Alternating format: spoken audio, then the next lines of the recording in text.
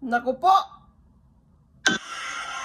Bata pa lamang kami ni Bongbong. Alam na ng buong pamilya ang problema sa kanya. Na nagda-drug siya. Naku po!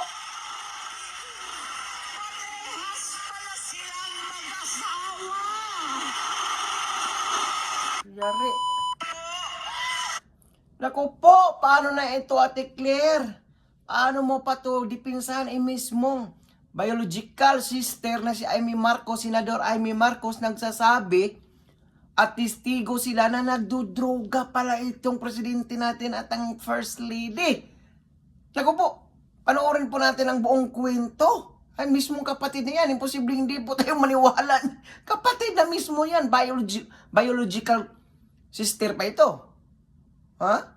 Ang pumunta, tumayo, at magsalita sa inyong harapan. Pero noon pa man, alam kong walang madali kapag ikaw ay Marcos.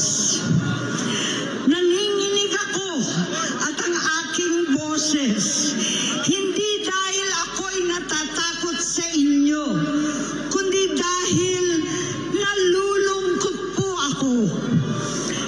Ipagpaumanhin ninyo kung sa gitna ng pagsasalita ko, ako'y hihinto, hihinga dahil sa bigat ng aking kalooban. Pero hindi yan ang dapat kong ihingi ng paumanhin. Hindi yan ang kasalanan ko sa bayan na dapat ihingi ko ng tawad. Narito po ako dahil sa tawag ng Iglesia ni Cristo para sa transparency, accountability at hustisya. At dahil sa tawag ng sarili kong konsensya, bilang senador, bilang kapatid, bilang Pilipino. Bata pa lamang kami ni Bongbong. Alam na ng buong pamilya ang problema sa kanya.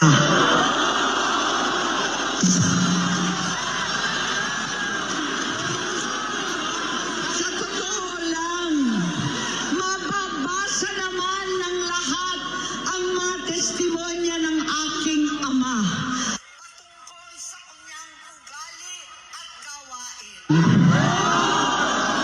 Noon, dahil may tatay pa kami, hindi ko pa siya responsibilidad. Noong tumatanda, ay mas naging nakakabahala. Batid ko na nagda-drug siya. Naku po!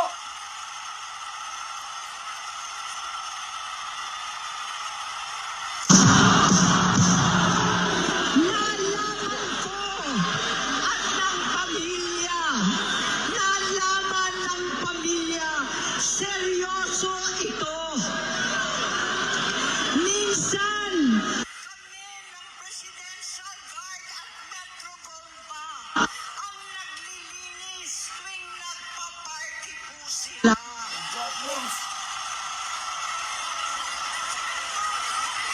Nabuhay kaming magkakapatid sa ibang bansa. Kami-kami lang. Kinumbinsi ko pa si Bongbong. Pakasalan mo na si Lisa. Naisip ko noon, kapag nag-asawa siya, malalagay na sa tahimik at magkakaroon ng direksyon. Ang laki ng pagkakamali ko.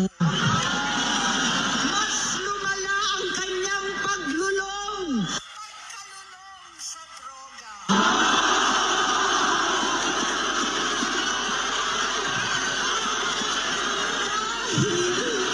Parehas pala silang mag-asawa. So, paano na yan ngayon, Ate Claire?